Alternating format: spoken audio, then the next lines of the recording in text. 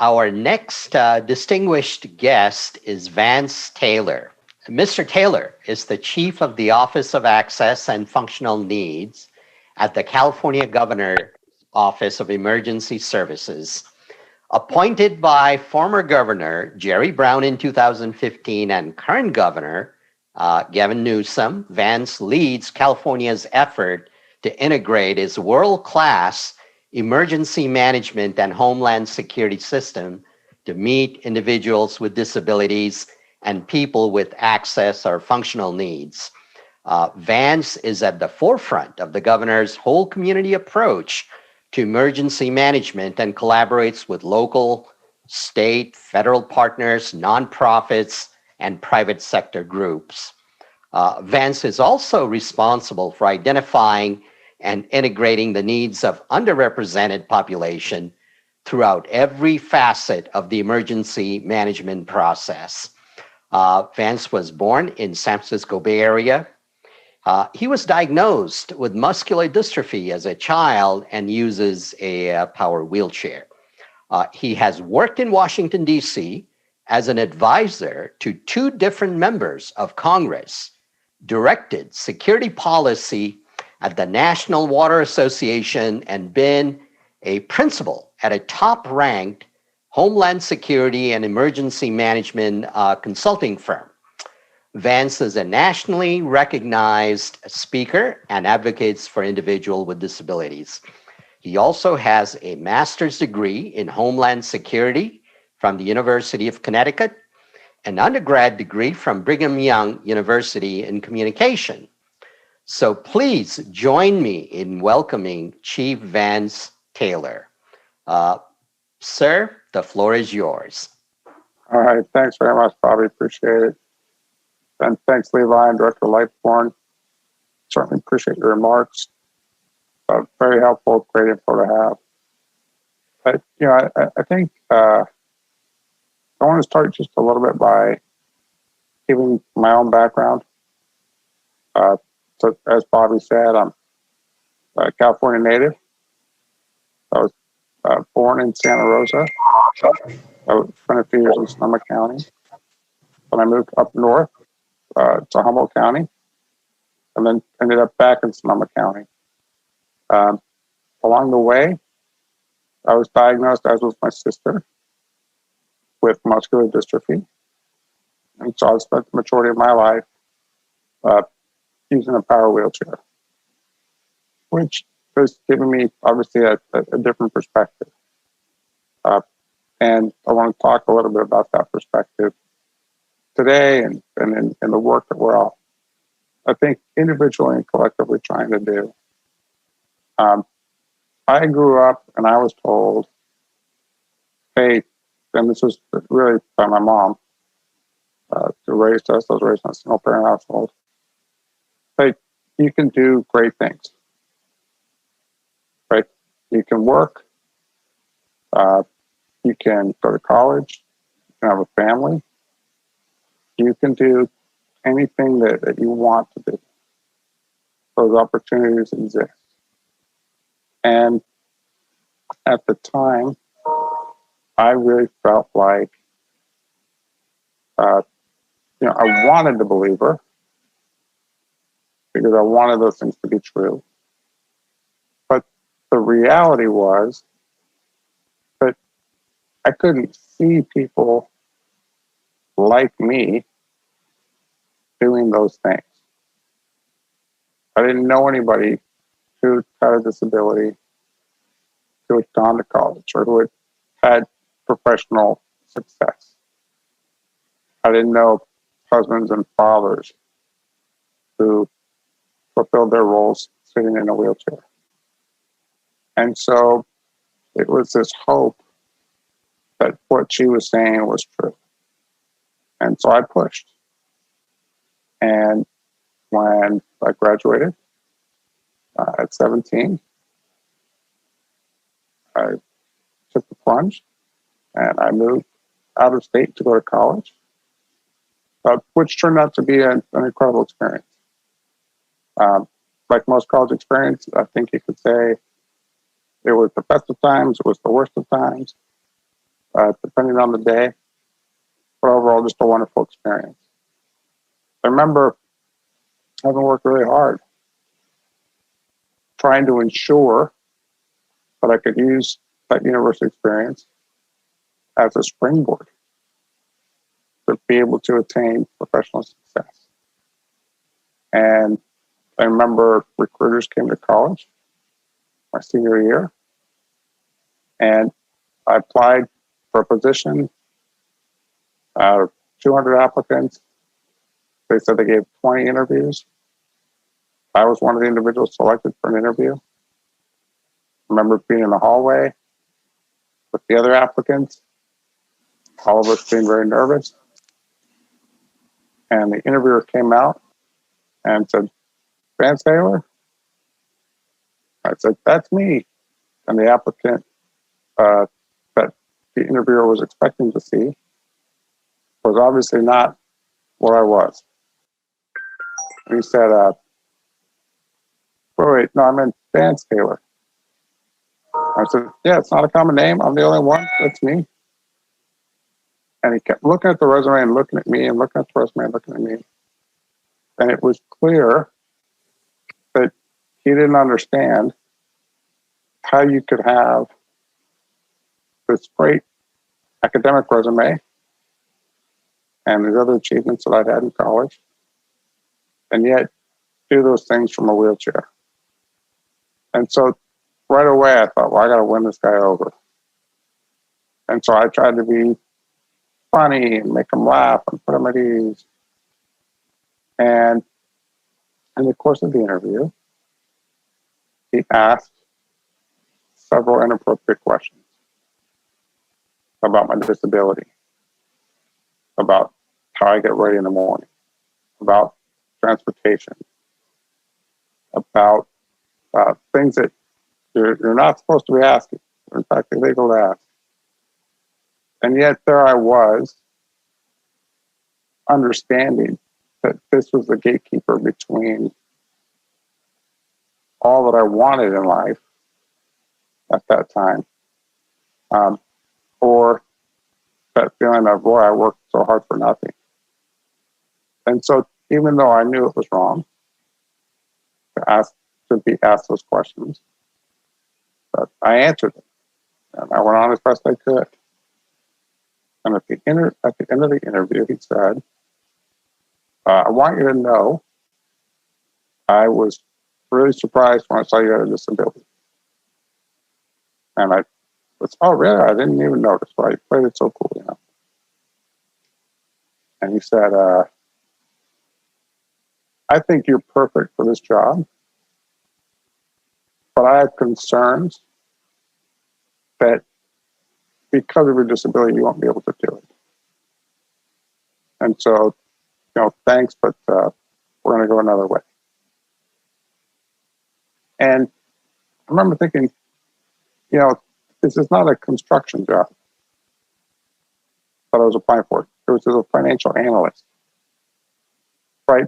I didn't have to lift big bags of concrete. I had to calculate numbers and be good with people.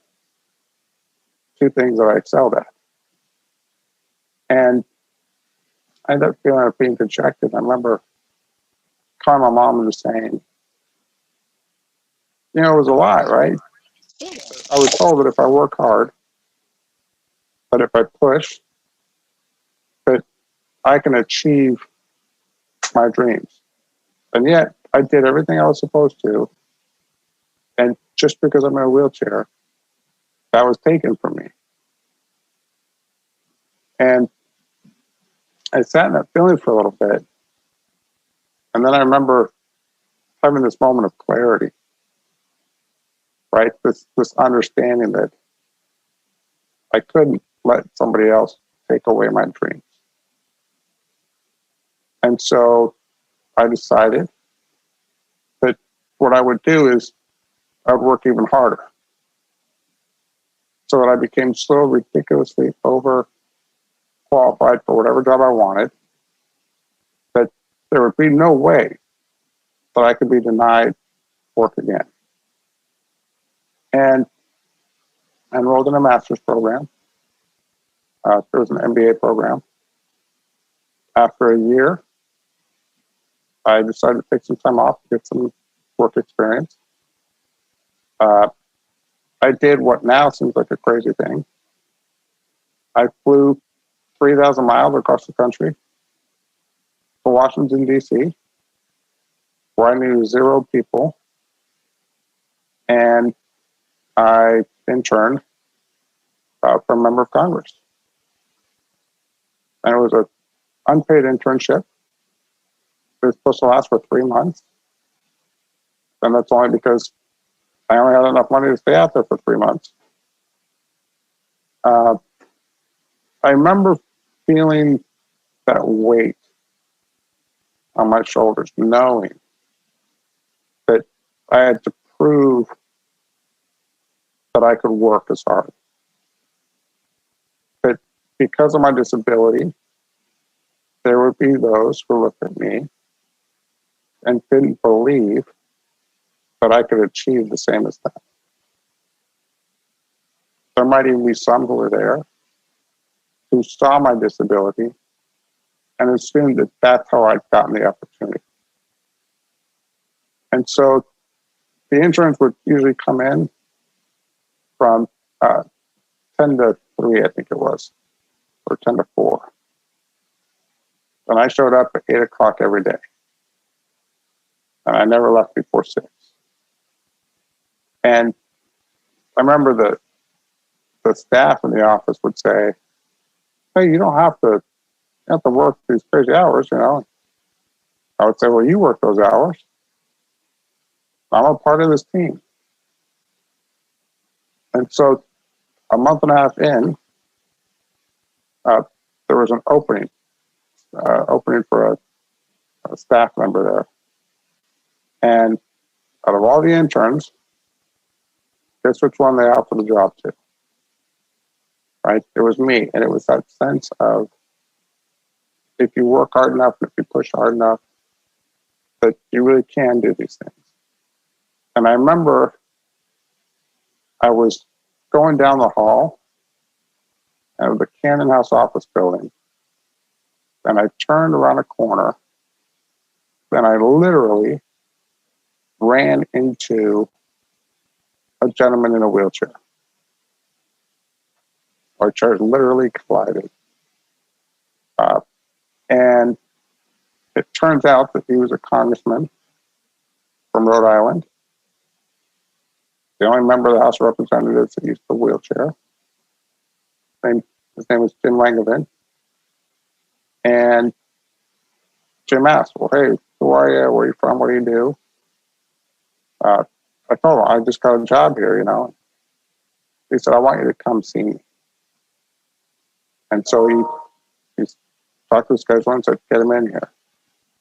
And I went, and he talked to me about what it was like to be the only person in Congress using a power chair.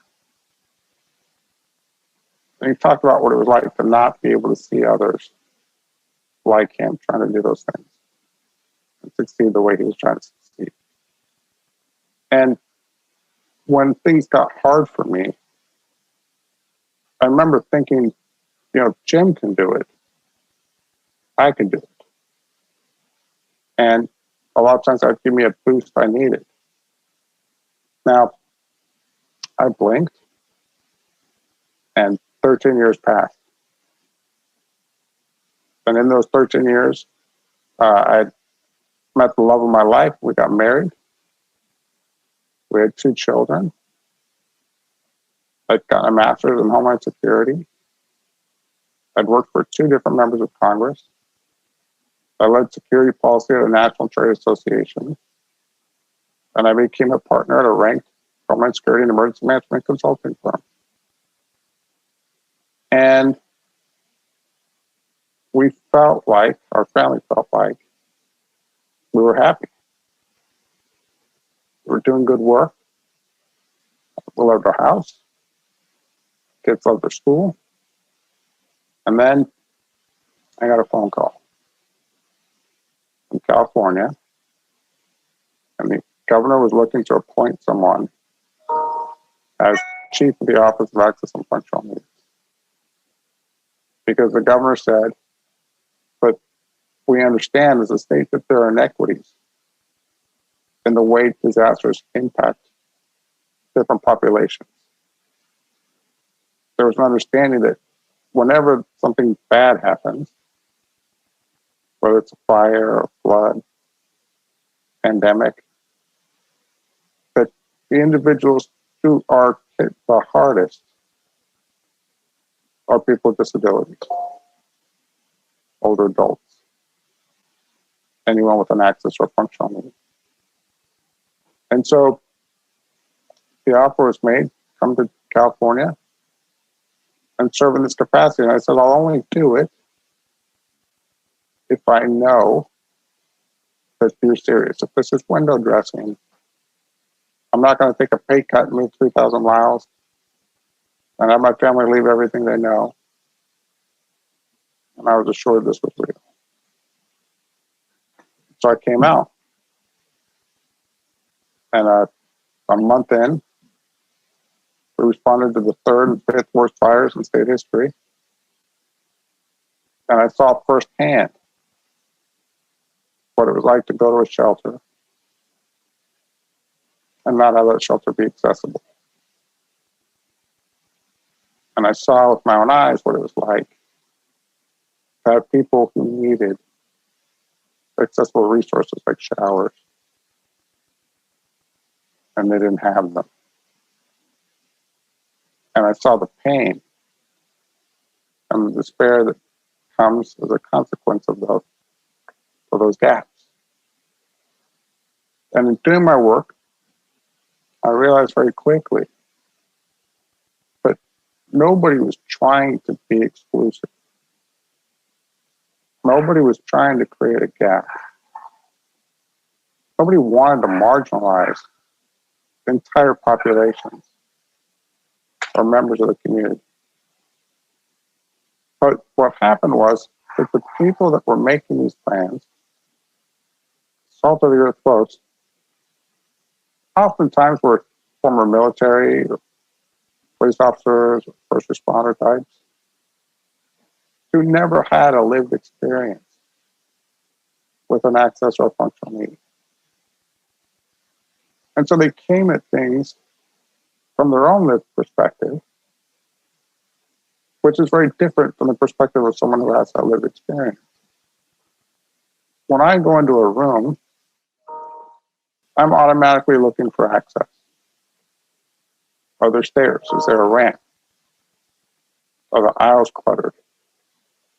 Can I get around? Can I fit under a table? If you don't use a wheelchair, chances are you're not looking for any of those things. And that's okay. It's not good or bad. But what it tells you is that in order to create a situation that works for everyone, we have to have a variety of perspectives at the planning table. And in emergency management, that means that the way we plan, prepare, respond, and recover has to be more inclusive. And so I think about a few things, particularly as it relates to this group. One is, I still feel that weight on my shoulders as I look around and realize that for many individuals, look, a lot of times I'm the only guy in the room, right? I'm that Sesame Street song. One of these things is not like the other. The majority of the meetings I go to, I'm the only person there with a physical disability that is seen. And I realize there's a few things there. One is we've got good people that want to do great things, so I get to work with them and partner with them and share my perspective. And they want to know it, they want to hear it, they want to understand it. And then together we use that to integrate the way that we provide services in the state. The other thing it does is it allows for me to serve as the example for others that I never had.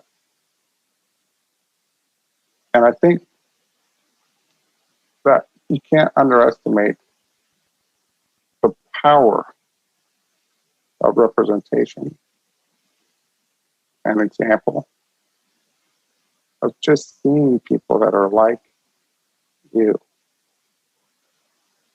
You know, we had the inauguration yesterday, and my family were all hunkered down at home, as I think everyone on this call, which gave us an opportunity to watch the inauguration together. And all politics aside, the power, I should say the empowerment that took place in being able to show my two girls the first female vice president of the United States was powerful, right? They see someone of color, they see a woman, and without me having to say anything, they, even at almost a subconscious level, now know that those things are possible. Not just because I've told them they can achieve whatever they want, but because they can see someone who has achieved those things.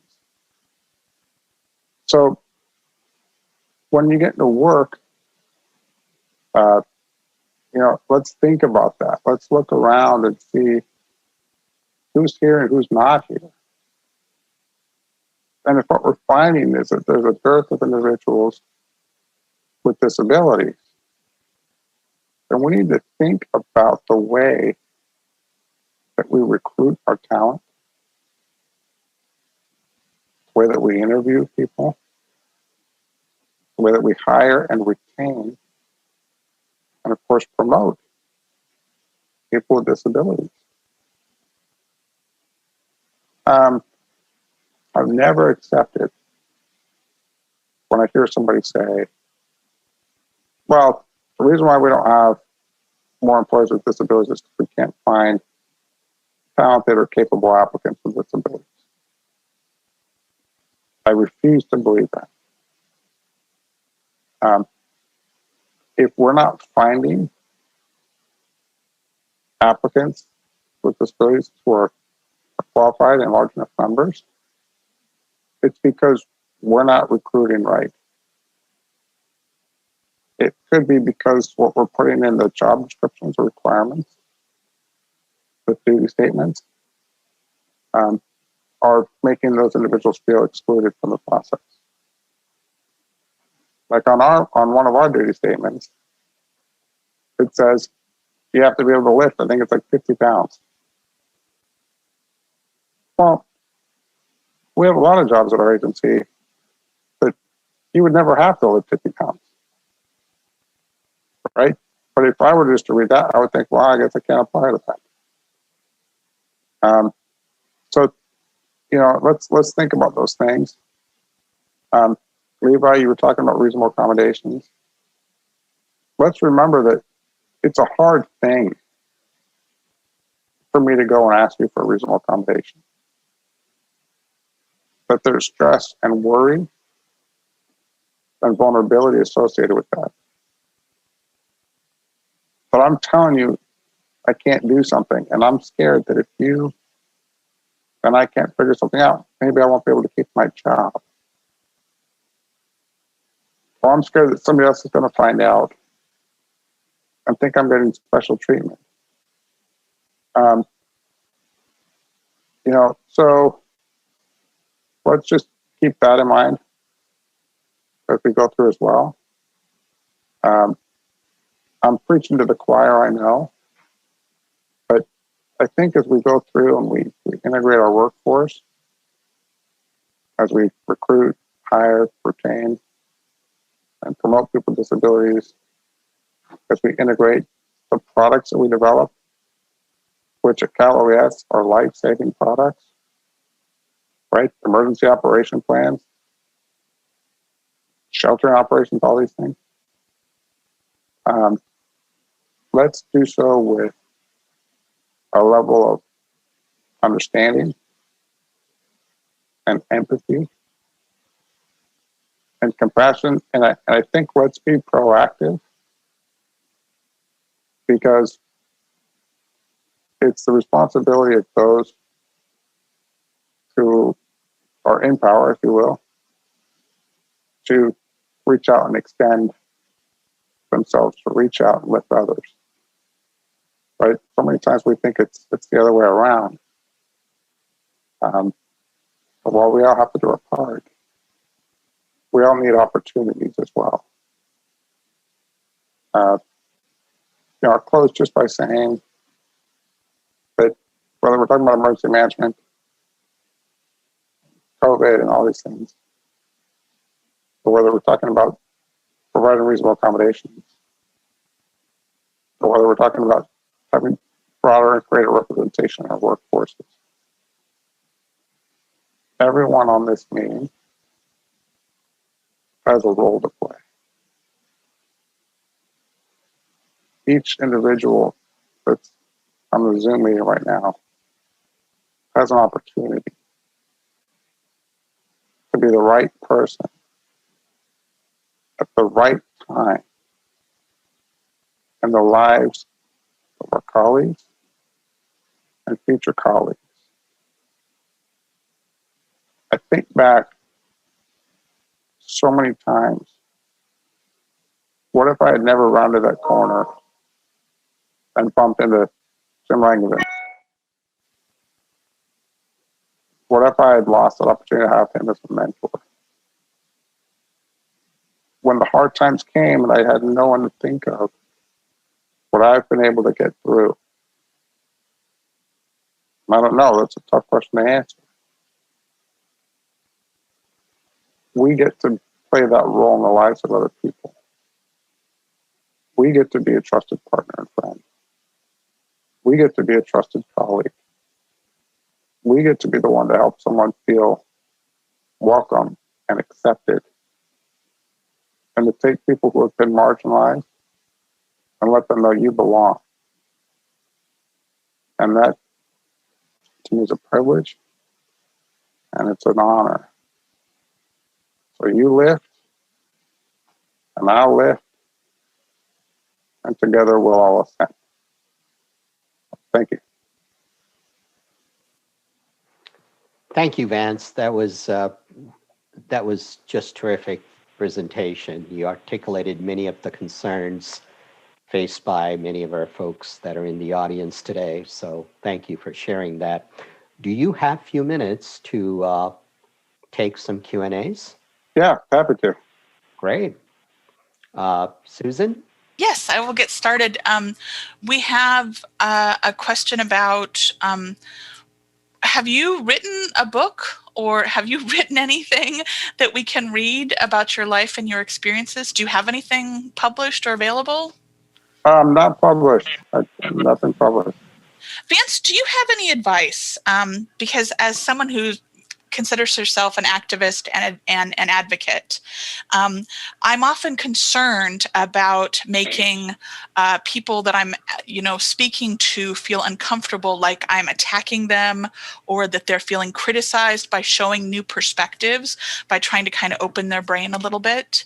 Do you have any advice about how you handle it? I mean, I noticed you're a storyteller, so I'm assuming that's some of it, but do you have any one-on-one advice? Yeah, I really feel like,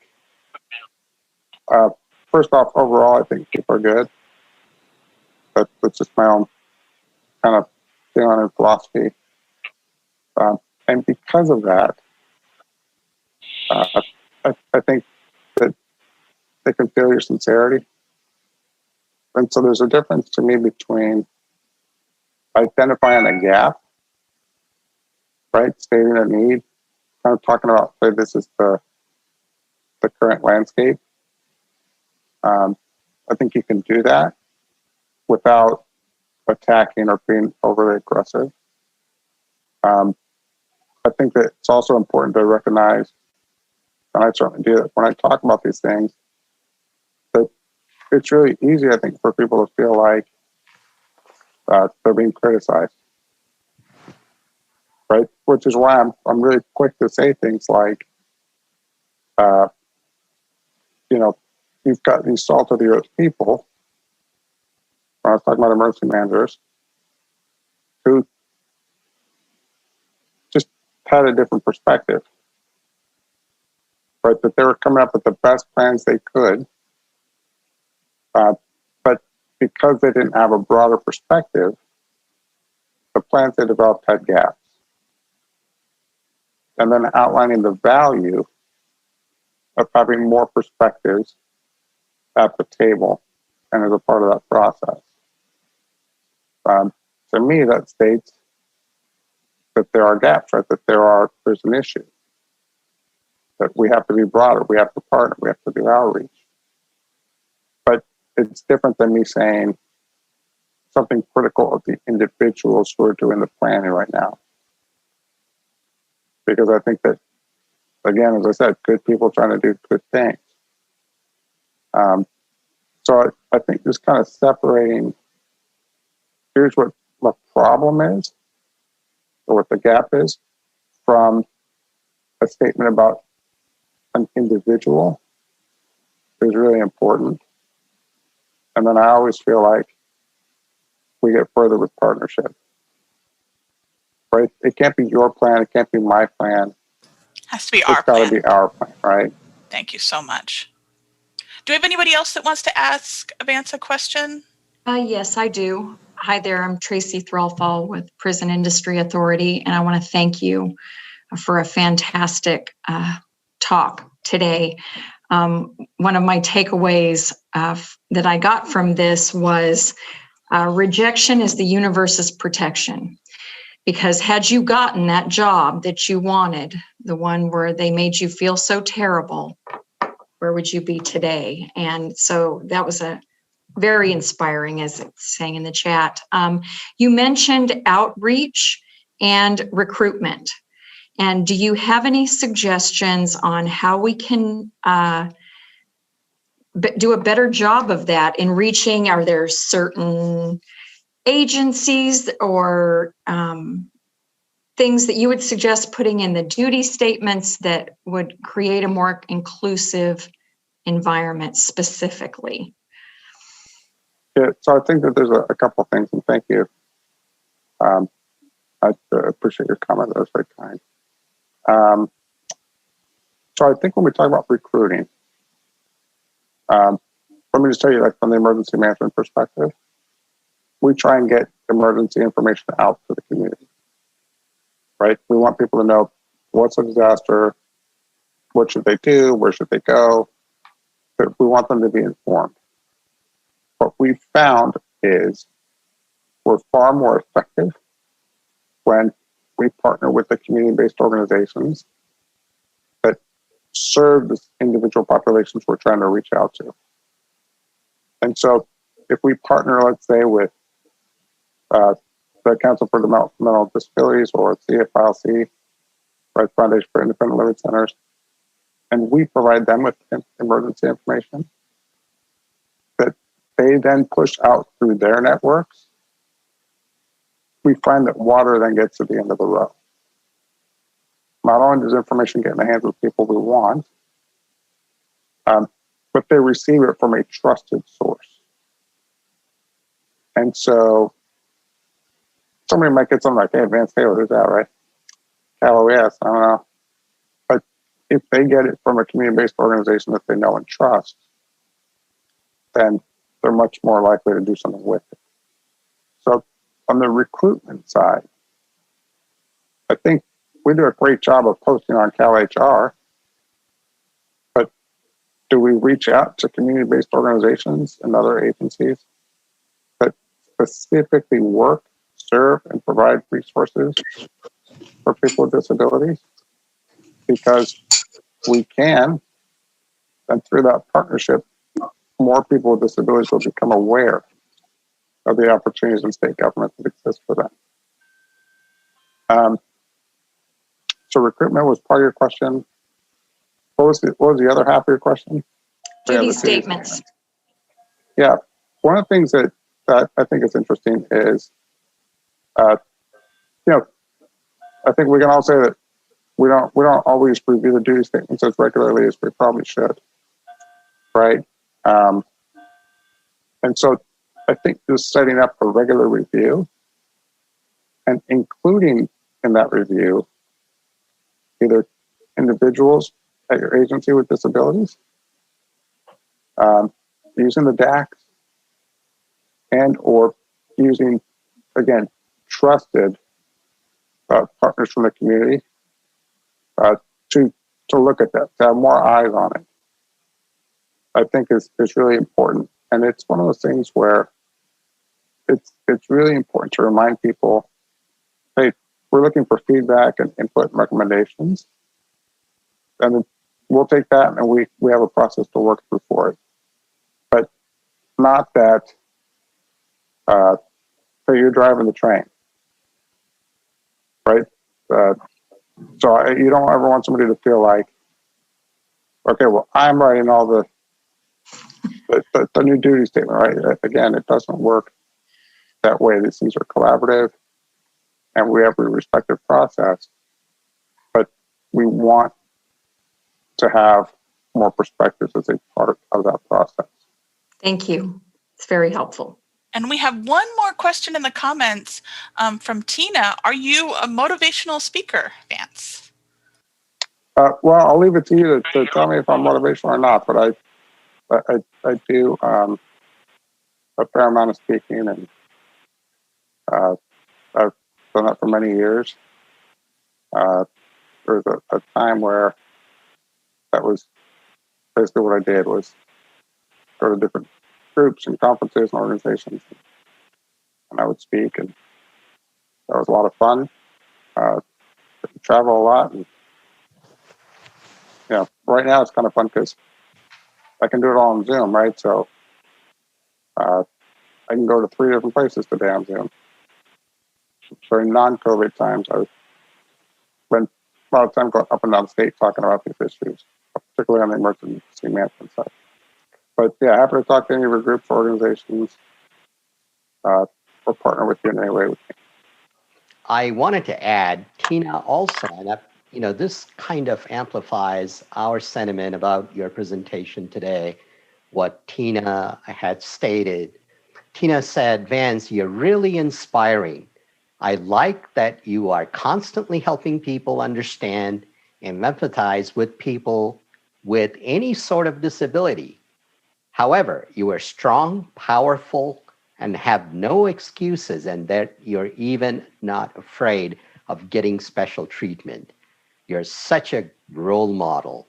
And then she asked the question, are you a motivational speaker? And to add to that, I would say I'm inspired, I'm awed, I am certainly moved. So I would certainly consider you to be a motivational speaker and inspiration for all. Thanks, Bobby. Really appreciate it. Hi, Vince. This is Eduardo. So you had mentioned what a big step forward it is to we have the first woman vice president, and it's all also it is a woman of color, and that is, I think, very, very important. But I kind of wish that eventually we'll have disability representation in the White House.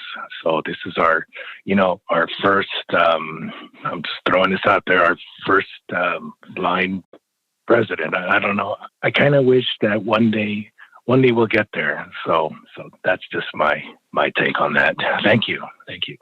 Yeah, no, absolutely. It's interesting. One of the things that I always feel like is going to be great when we get to a point where we don't have to keep having firsts, right?